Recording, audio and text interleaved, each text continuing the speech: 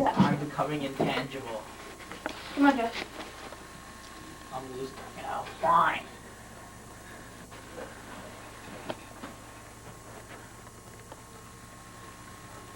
Look at the whole group. Pretend like the camera's not here. Don't look at the camera. Look at us.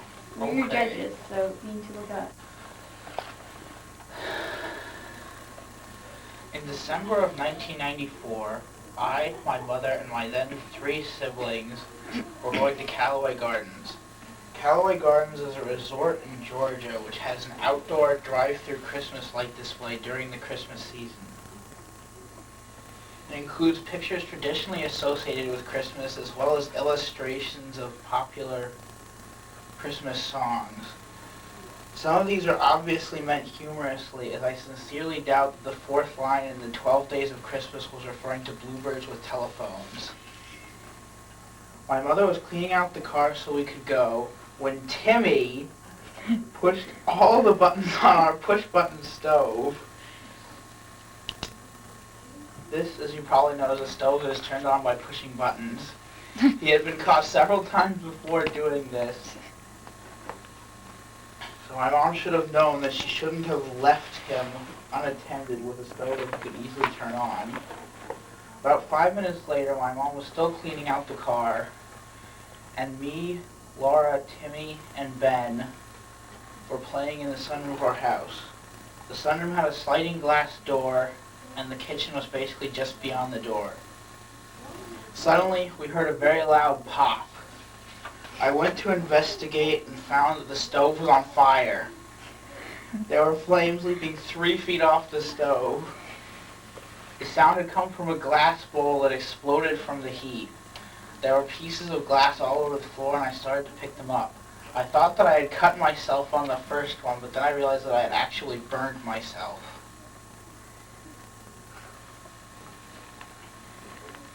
There was too much glass on the floor to get out safely, so I ran back into the sunroom. Between the hot glass and smoke from the fire, we were too scared to do anything.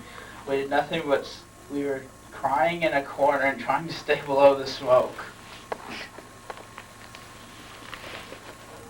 Fortunately, my mother noticed that she couldn't see into the front window, which was uncurtained.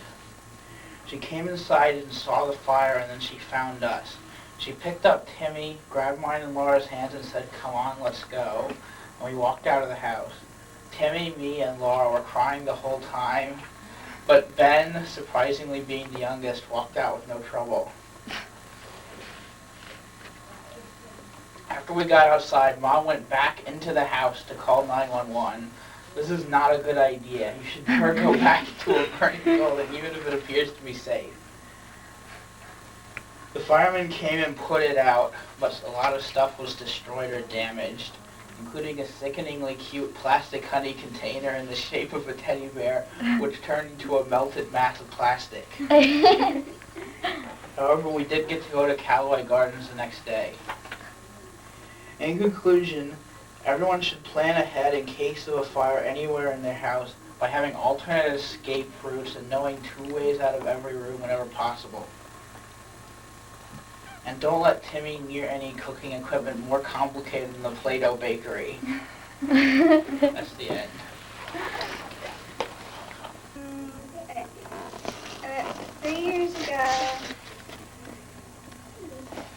About 3 years ago, when I was 12, I had the biggest adventure of my life.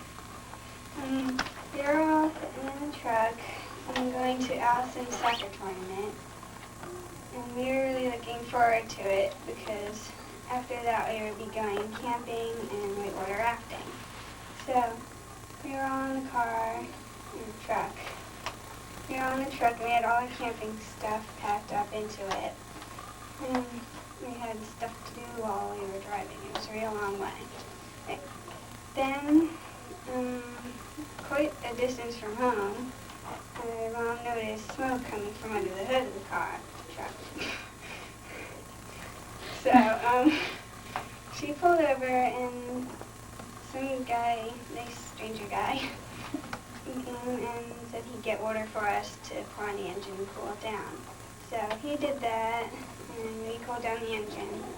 And then we went back on our way. And we thought we were going to go and have fun on our camping trip now. And then, after a little while, Allison noticed sparks dripping down onto the floor where her feet were. So our mom pulled over the car and busted us out. And then once one or two people had stopped to help us again, the hood went up in flames. So all us kids watched while Mommy and people tossed things madly from the back of the truck to save it. And then once most of the stuff was saved and a bunch of police people and fire people came, the truck went up in flames. So once it was nothing but a black thing, this nice family came, this girl and her parents, and they gave us a lift to the car rental place, but we couldn't get anything rented. So they brought us to a hotel and paid for a room for us for one night, and we made friends with the girl. And then they took us to Cracker Barrel, and we did a long time outside, but we occupied ourselves by playing giant checkers. So the wait was worth it because it was really good food. We went back to the hotel. Allison's soccer coach picked her up because she still had a tournament to play.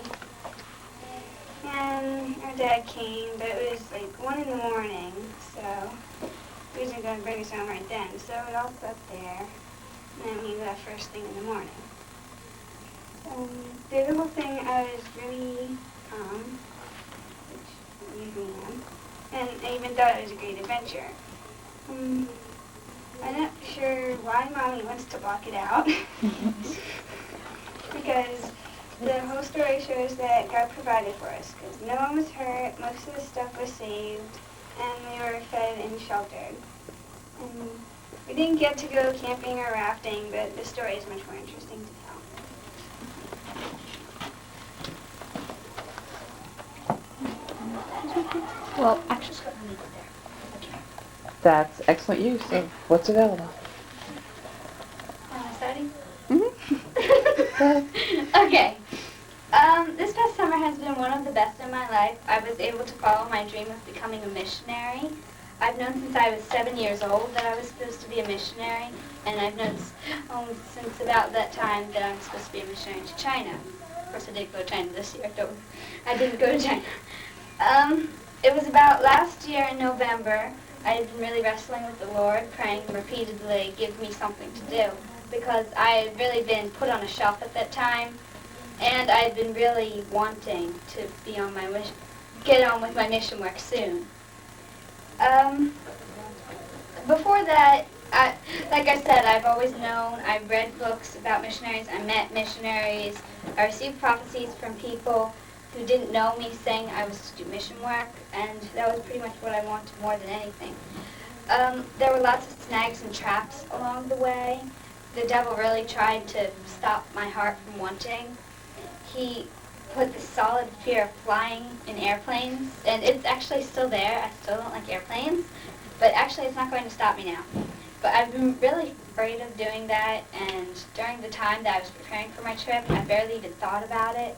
And even when I was going to it, it didn't even matter to me. It didn't make a difference. Another was that my family was scared, but that didn't really matter to me. It wouldn't make a difference. My mom said when I told my mom I was going to be a missionary to China, she said she was going to need to see a billboard that says Allison can go to China. And actually, I believe that's going to happen. I believe she's going to see it sooner or later. So I know that she's heard from the Lord, and He's told her that I can go. And she's just had fear, and that won't make a difference to me. Another attack has been upon my health. I don't have very good health. I'm prone to catching everything that comes around, and I have bad allergies in summer. So people would wonder if I would get sick when I was out on the mission field. Actually, the time I found out about my mission trip was when I was just getting over lobar pneumonia. I was attacked at different levels on weak and strong spots, so I tried to hold on to God with hope that someday I would be able to go. It was right before I found out about Touch the World that I received a prophecy from my pastor saying that I would be doing mission work internationally within the next year. I didn't really believe him at that time because I was only 13 then, and it had been such a long wait already. So finally it led to sometime in December or November last year. My mom rushed in the kitchen and told me that in the car she had heard something on the radio about an organization for teens going on mission trips. So she just gives me this phone number, and I'm like, okay. So I call this phone number, and I ask for some information on it. I don't know what Touch the World is. But within a month, I learned to Touch the World, which is, like I said, it's an organization so teenagers can go on mission trips internationally and nationally in summer. I think it's been going on for about 15 years now. It's headquartered mostly up north in North Jersey, and a lot of the kids who were there were all up there. It made it extra hard for me to get to know about other things. I found out from my mom that I wasn't allowed to travel out of the country. It turned out I was able to travel internationally though, because I went to the Navajo Nation. And they have their own nation in Arizona. They have their own separate government. So I chose on the trip to Arizona, and I'd be leaving July 3rd, and I would return July 29th. Pretty much, I knew nothing else than that. I didn't know anybody. I didn't know what we would do there, what would happen. I pretty much just jumped on a bus with a bunch of strangers. That's all I did. I held on to God, just hoping that it'd all turn out all right. But it was a little later, I received an info packet, told me how to raise some money and what I would have to pack. It was that spring that it was really filled with miracles. God just blessed me that entire few months. I was able to raise $1,500 in no time. When I had raised $1,000 already, I received a mysterious $500 check from someone I didn't know. I met with these people who didn't know me. They just showed up at our church, were missionaries in China taking a break, came back to the States, and they said they had started out on the Navajo Nation themselves. I also took communion on a table that's hundreds of years old. It was used by an old missionary who had been a missionary to the Indians, and there were much more. It was finally July 3rd that I just said goodbye to my parents. I jumped on a bus with full of strangers, and by the time I got off the bus at training camp, I already had some friends. I had a few people that were on my team that I'd met. I'd met a lot of them already by email. Didn't really know much about them already, though. Everything was really hard. You could tell that all of these kids all lived near this place. They had all gone on mission trips before. They all knew each other from school. It made it really hard for me, but there were some other kids that weren't from around. On my team, there was a girl from Canada who drove 6 hours just to get to the training camp, and another girl from Florida who actually showed up 2 days late because her plane took a little extra time. We arrived at training camp, just a bunch of kids who were all Christians, thought we were going on a mission trip. We left as a very close-knit team of friends who were ready to do anything for each other.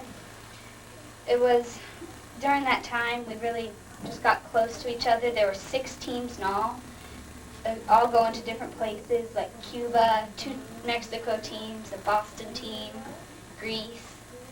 The whole week was very tough. We had little sleep and lots of work. The whole time we were learning different skills. We stayed in 5x5 pup tents. There were lots of rules and regulations to follow, just to show discipline and things. If you weren't to obey these rules and regulations, you would get something called nesbit.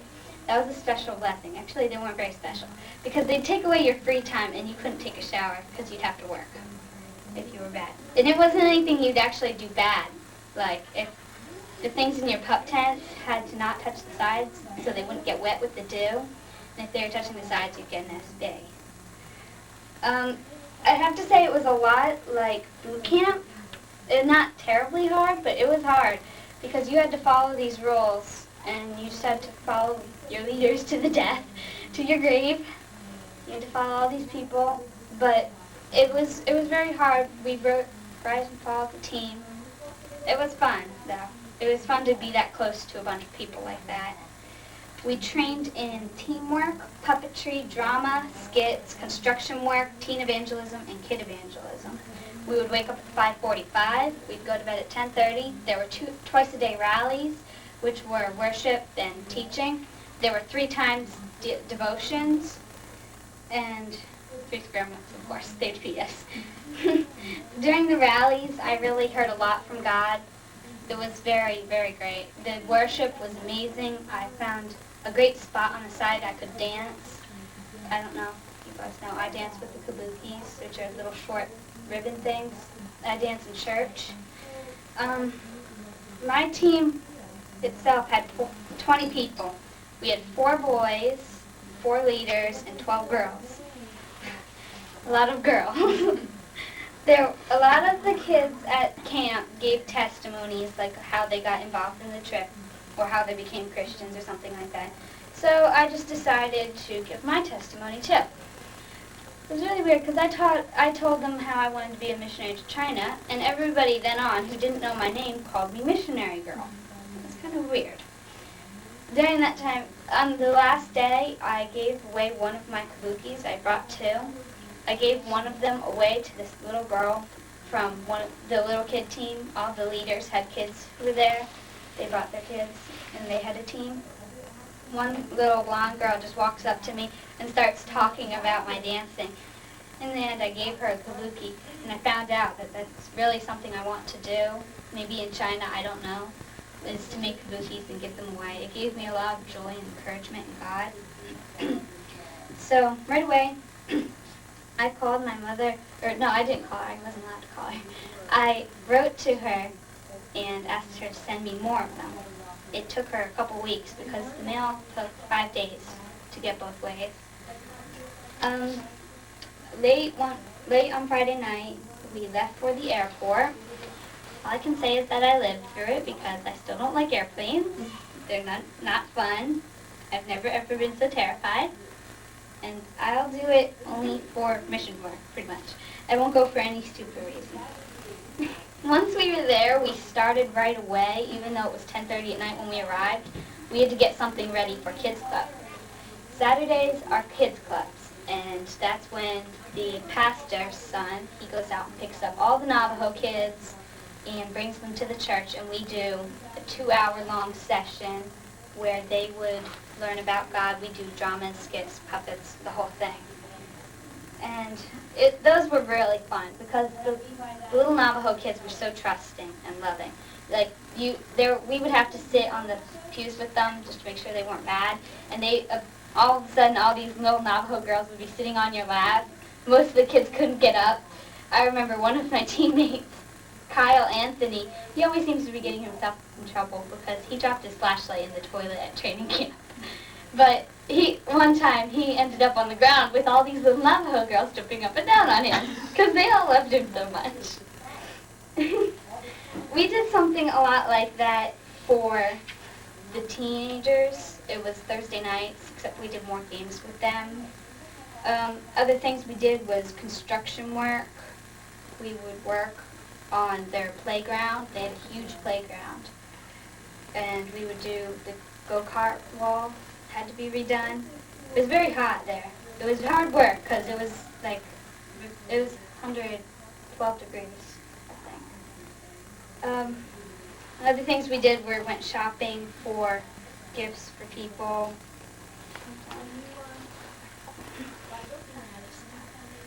Yeah, it was hard work, all the stuff we did. Another thing we did was going on a trip with the teenagers. We went camping with them on the first week. and we taught them all kind of things. We taught them all the things we learned at training camp so they could run the kids clubs themselves. Hold on. I skipped too far ahead. Another thing that happened was I got sick while I was there. Almost all the kids ended up getting sick, and most of the kids went to the hospital. During that time I wasn't sick, and after they came back, the leaders didn't want to take anybody more, so they wouldn't take me to the hospital to get treated. So I was sick for almost half a week before they decided to notice. That was when I got pink eye, and that was the only thing they could see that was wrong with me, was my pink eye. And I also had a sinus infection and ear infection, all kinds of terrible things. And the only reason they decided to take me was because another girl on the team did something to her knee, because we were doing some stupid things, like jumping off trailers onto piles of foam. So she hurt her knee really bad, and she had to get crutches, so they decided to take me, and it turned out I was really sick. I ended up hurting my leg too. It was really the devil's attack on my dancing to keep me from dancing, because he wanted to not let me show things to people, because on the last day I ended up getting my kabukis sent from my mother, and I was able to give them to all kinds of people, all my friends, the Navajo friends, and some teammates and things. Another thing, we went hiking in the Canyon of Shay. It was really hard because I was sick at that time. I just wanted to go really bad. It was a really beautiful place. There were the places carved in the stone that they lived in, the very old ones. All in all, it was a very amazing time. I grew very close to God, and it was just amazing that I could become so close to Him in only 3 weeks, and other people don't go on things like that, and they become close to Him sooner or slower than that. It was a very special time for me. The last night, we left, and we missed the plane, and there was supposed to be an ending rally. We would meet up with all the other teams and say goodbye and be all nice, and we missed that. So it ended up that our team split up halfway through the airport. It was very hard to say goodbye to everybody. Even though we weren't all friends, it was very hard, because I miss everything terribly, even though I haven't lived there all that time. Pretty much, I just miss it. It took me a long while to get used to everything again at home. And I'm just looking forward to what God still has planned for me. I don't know if I'm going to go on another one this year. And I'm still looking forward to finding my billboard someplace. Oh, and my pictures. It wasn't in my speech. I don't know. That one? Here. That's one. Yeah. Number 1 is of my friend Grace and me being clowns. Number 2 is when we were camping, we went cliff diving into the water to cool down. And this is me and my team and some Navajo kids with us. And this is just looking out across the landscape near the church that we stayed at. Pass it down to Varsity. Oh.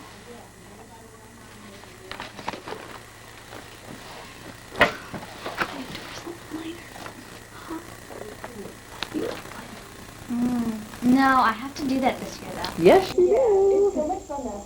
But like Mrs. Nancy's always telling us that spend especially if you go to state, she's like spend as much time as you need setting out we're supposed to bring props and